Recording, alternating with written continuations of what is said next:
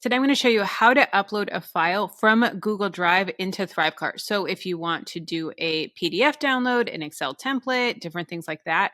So that way when they're watching or viewing your course or your ebook, they just click the download and there is the PDF for them to download to their computer.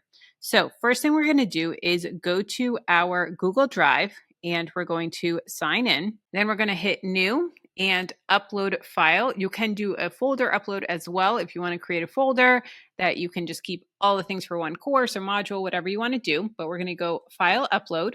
Then it's going to pop up all of your files here. So I am going to add this PDF file here.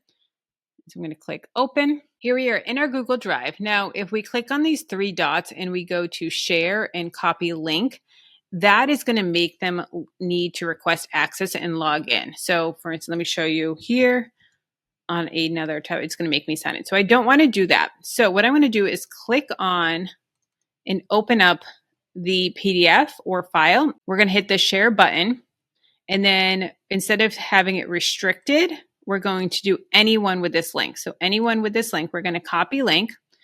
Then we are going to go to ThriveCart and I'm going to go, let me go back here and we're going to go into learn. I'm going to put this into my ebook. So I'm going to go edit and then I'm going to add this to this lesson here. I'm going to drag and drop download in. And this is going to be test. Then right here where it says enter the URL to download, I'm just going to paste it. So we're going to paste it and then hit done. And then let me hit publish and then preview. So now you can see the test here. And if we hit download, then it's going to pull it up in a new tab for them to download. And they can just download it right to their computer and access it there.